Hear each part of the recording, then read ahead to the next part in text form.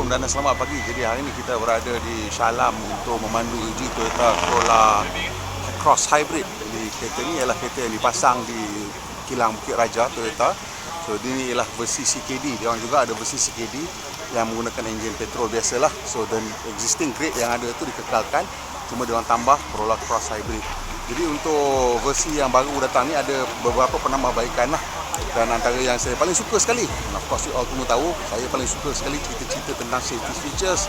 Dan yang ini sekarang ni mempunyai adaptive cruise control level 2. Maksudnya dia berfungsi kepada dalam semua kelajuan sampai berhenti stop start traffic. So itu satu ciri yang bagus yang ditambah baik bila dia dapat versi CKD. Dan untuk versi hybrid ni, kereta ni mempunyai bateri berkapasiti 1.3 kW. Dan bateri ni yang baik sekali. Ini yang paling penting sekali ni. Semua orang asyik tanya, bateri ni tahan ke tak tahan? Toyota bagi 8 tahun warranty. Yang paling penting lagi daripada 8 tahun tu, unlimited mileage. Jadi kalau awak beli untuk kereta syarikat, untuk layak, dia ada unlimited mileage warranty untuk dia punya bateri. Bateri yang digunakan ialah versi nickel metal hydride. Enjin dia sama lebih kurang macam yang biasa tu, cuma dia ada motor elektrik lah ditambahkan. So hari ni kita nak tengok beberapa perkara lah. Yang paling penting sekali adalah kita nak tengok dia punya fuel economy. Sebab apa? Kereta ni mempunyai tangki yang lebih kecil daripada kereta petrol biasa. Ciri-ciri lain saya tengok dia punya kemasan-kemasan lah. Of course jenis hybrid, mereka ada kemasan lah, mandatory lah, kemasan berwarna biru Kita nampak kat sini ada warna biru. Dan dekat logo pun ada biru. Biasalah hybrid, electrified, semua akan ada kemasan-kemasan berwarna biru. Corolla Cross Hybrid ni ialah satu produk daripada usaha Toyota untuk menjadikan kereta ni versi pemasangan tempatan lah, CKD Jadi dia orang kekalkan dua varian petrol yang ada tu, 1.8G dengan V tu salah saya, dia punya varian dia. Dan ni varian baru tambahan ialah hybrid. Dan dia punya bateri capacity dia ialah 1.3 kW. So bukan bateri yang besar macam kereta elektrik lah. Ada orang dia terkejut dengan 1.3 kW. Sebenarnya kalau untuk kereta-kereta hybrid ni memang bateri capacity dia lebih kurang tu je. Ada setengah, tak sampai 1 kW pun. Pecotan ni lebih bagus daripada yang version internal combustion engine. Tapi itu bukan dia punya tujuan utama dia. Tujuan utama dia lah untuk penjimatan. Jadi untuk penjimatan ni kita kena pandu dengan lebih cermat lah. Selalunya bila kita pandu dengan lebih cermat, kita akan dapat jarak pemanduan ataupun penambahan api yang jauh lebih rendah. Dan untuk kereta ni memang kita nampak dia punya keutamaan ke situ pasal dia tangki minyak pun kecil. Kereta ni tangki minyak dia 36 liter kalau tak silap saya. Kalau yang besar tu mungkin 45 liter. Yang satu lagi perbezaan kereta ni adalah dia tak ada rear counter. Untuk banyak hybrid modern sekarang dia memang tak ada rear counter. Yang kita hanya ada sebelah kiri untuk kereta ni ialah macam eco punya meter, di mana kita nampak kalau kita berada dalam julat pemanduan yang menjimatkan, dia duduk kat range eco tu. Bila kita lebih masuk ke tekan throttle kuat, dia akan pergi ke power. And dia punya back road ni, jalan belakang kat Felda Sungai Tengi ni, the ride quality memang saya suka. Body control sangat terkawal untuk kenderaan keluarga yang besar macam ni, tak ada rasa floating. So corner pun masuk, kita boleh layan sikit. Line crash, slow down. Okay, clear. So ni jalan ni dia ada memang galon-galon sikit, and very well control. Dia punya secondary ride pun, kalau kita langgar mata kucing tu, tak berasa masuk sangat ke dalam kabin. Brake feel is fairly decent. Untuk kereta-kereta macam ni, dia tak boleh, jarang dia orang buat brake feel terlalu sensitif. Pasal untuk kereta keluarga, takut dia bonjol-bonjol dia orang cepat mabuk lah.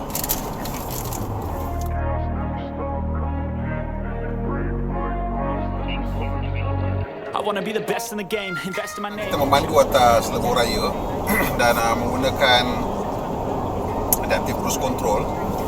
Tadi kita dah lalu macam jam sikit, dan menariknya adaptive cruise control ni dia level 2 untuk kereta ni.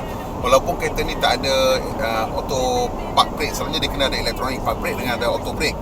Tapi kereta ni tak ada. Jadi apa yang berlaku sama prosedur dia sama dalam macam Isuzu D-Max X-Terrain. Itu yang pertama yang saya bawa kat Malaysia ni, yang ada level 2 punya ADAS tapi tak ada electronic brake. Jadi bila kereta tu dah berhenti, bunyi akan amaran akan berbunyi dan lampu akan menyala, so kita tekan brake.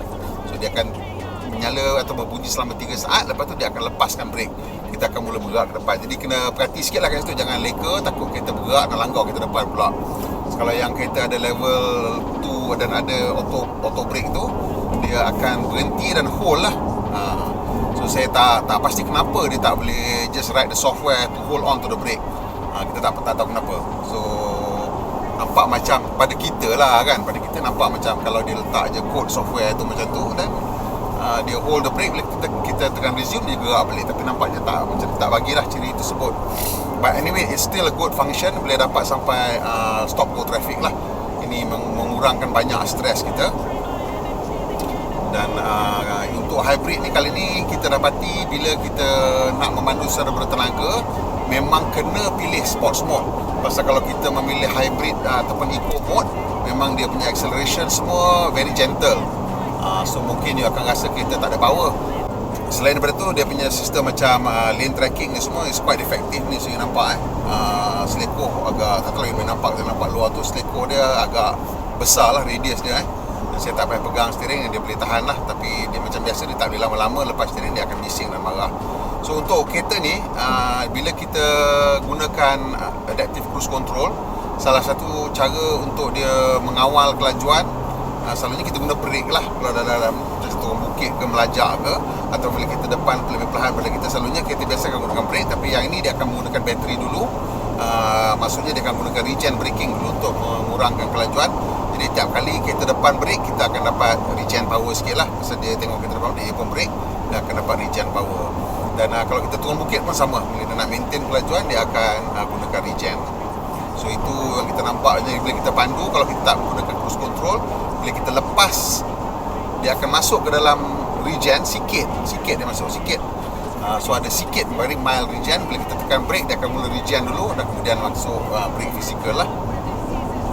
Dan bila bateri tu penuh, dan dia tak boleh nak charge lah. So sekarang ni, bateri ni dia punya capacity dia 1.3 kilowatt dan menggunakan nickel metal hybrid. Dan saya rasa lah kenapa Toyota masih mengekalkan dengan nickel metal hybrid, sebab dia punya drive system yang hybrid ni bermula daripada Prius masih menggunakan nickel metal hybrid dan hydride. Jadi nickel metal hydride ni untuk Toyota memang daripada zaman Prius lagi kurang bermasalah. Jadi saya rasa proven teknologi, and also dia orang ada production capability untuk hasilkan nickel metal hydride yang bateri, dan still relevant, boleh pakai. So dia continue pakai nickel metal hydride until lah saya rasa bila dia orang decide nak let go of the technology and gunakan lithium ion. Jadi untuk kereta ni yang paling penting ialah cost lah, I guess, because they dah amortize all the production facility, so it's actually lower cost for them lah. And it's important lah dalam kereta. Of course, cost is very important. Orang tak nak bayar extra for teknologi. Kalau at all boleh kan, kalau orang lain boleh offer same technology for lower price, then that's what people will choose. So I think that's another reason kenapa Toyota pilih nickel metal hydride. Of course dia tanya, dia kata it's also tahan lah dengan suhu, tapi that could have to be more dengan dia punya heat management system dia lah dekat bateri tu, more than anything else. And kita tak tahu berapa cycle lah nickel metal hydride ni boleh tahan. Sebab apa? Untuk kereta hybrid ni, dia punya cycle full dengan recharge daripada kosong tu berlaku kerap. Macam sekarang ni, saya baru travel mungkin dalam 10 km, bateri ni dah daripada kosong, dia start nak charge balik dah, nak ke penuh. So dari penuh, kosong, masa parking tu dekat kosong, kita tekan, dia makan bateri balik. Ni dia recharge tinggal 3 bar lagi. Bateri kapasiti kecil, so dia akan cepat charge dengan recharge, charge dengan discharge. Especially kalau you bawa secara agresif.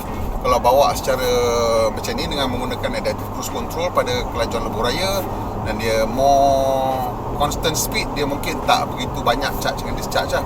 Tapi in aggressive driving, mungkin kalau daripada KL pergi ke Penang tu, mungkin sampai up to, I don't know, 15-20 times dia charge dengan discharge lah. So dia banyak, go through banyak cycle. Sebab bateri kecil. Kalau untuk kereta full bateri, mungkin you charge 3 hari sekali, 4 hari sekali. So dalam setahun, kalau kata 4 hari sekali kita charge, less than 100 charging cycle. Tapi untuk kereta hybrid, mungkin beratus-ratus charging cycle lah.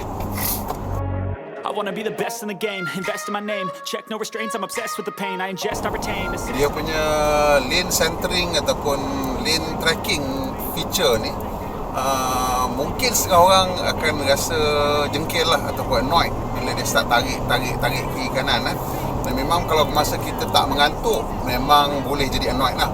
Tapi kalau kita mengantuk dan kita sedar bahawa dia tengah tarik kita banyak-banyak kali, dan mungkin itu akan menyebabkan kita sedar bahawa kita mengantuk, dan elok berhenti kat tepi lah. Dan juga selalunya kereta akan nampak bila dia kena tarik banyak kali, dia akan menyala lah lampu nasihat lah untuk menyuruh kita berehat.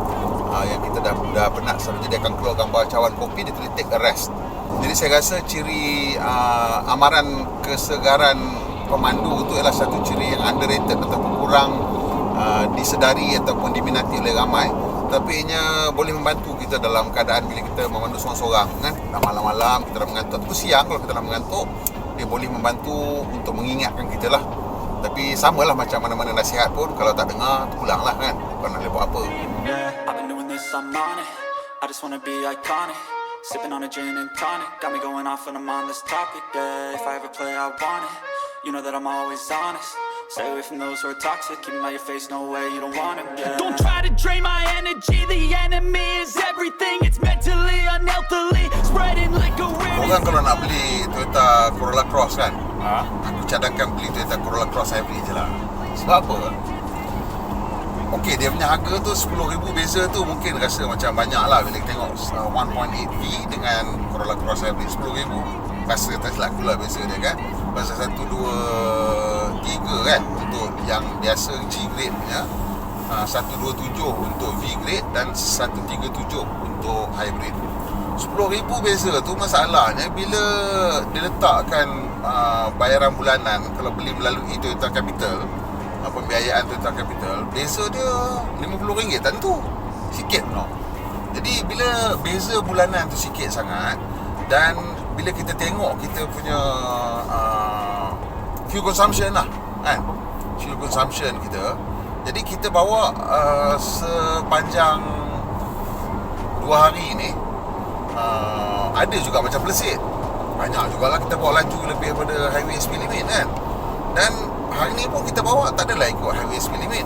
Semalam dengan masuk jalan kampungnya pun kebanyakan kereta dia punya average fuel consumption yang tunjuk kat meter ni dalam 7.1 liter per 100 km. Satu angka yang agak bagus untuk satu crossover yang besar. Dan juga bila kita sampai ke Penang, bila kita pergi ni 20 kereta.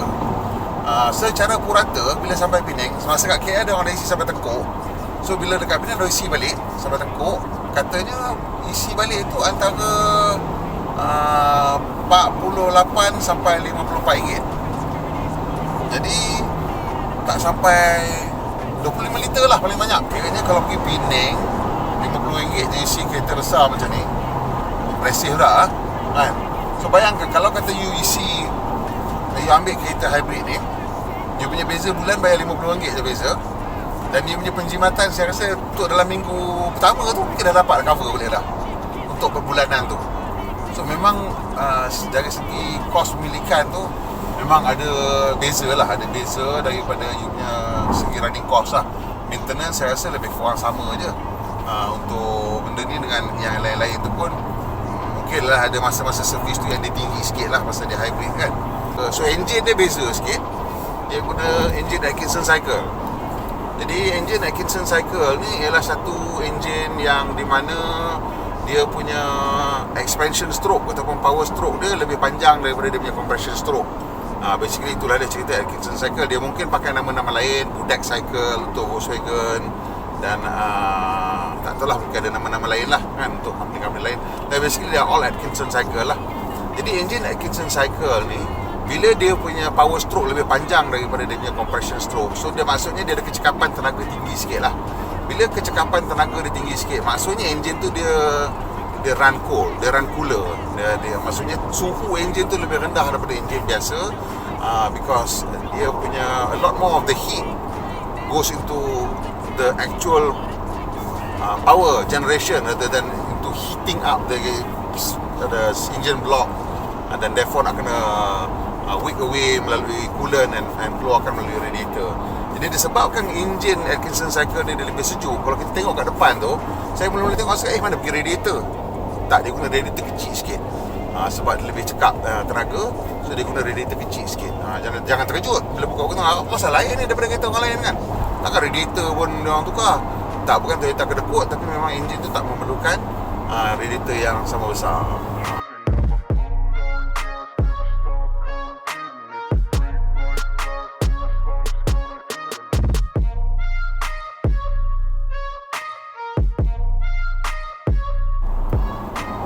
Secara kesimpulannya, saya boleh katakan kalau awak pilih Corolla Hybrid ni, apa yang you akan dapat lebih daripada kereta ICE ialah, of course, you dapat teknologi lah.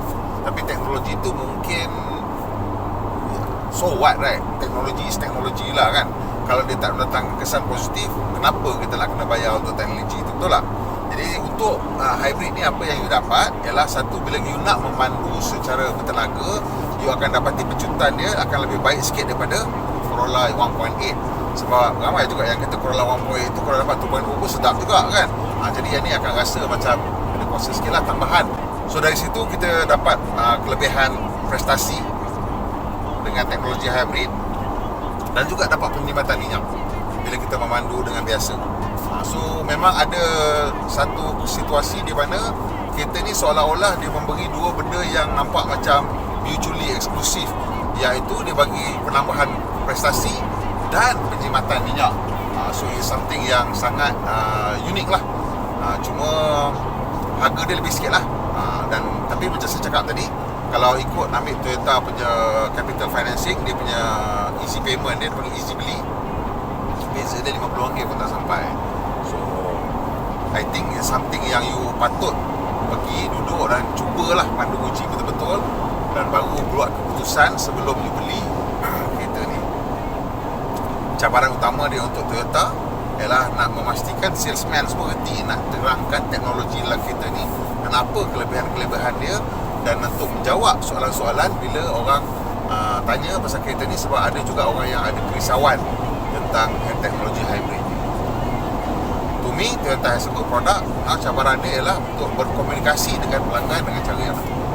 Sampai sini je video kita hari ni. Kalau awak dah tengok sampai habis ni, kiranya suka lah kot kan. Kalau suka tu tekan butang like lah, tolong kita sikit, dan share dengan member-member yang mana tengah cari crossover family. Saya rasa ini produk yang memang wajib dia orang pergi test drive lah sebelum dia orang buat keputusan. Jadi juga kalau yang belum melanggan kita punya saluran ni, tolong tekan butang subscribe dan juga tekan butang loceng supaya bila kita naik buat video baru macam ni, awak akan dapat notifikasi. Manu Malaysia, Pemenang Berhemah. Kita jumpa lagi, insyaAllah.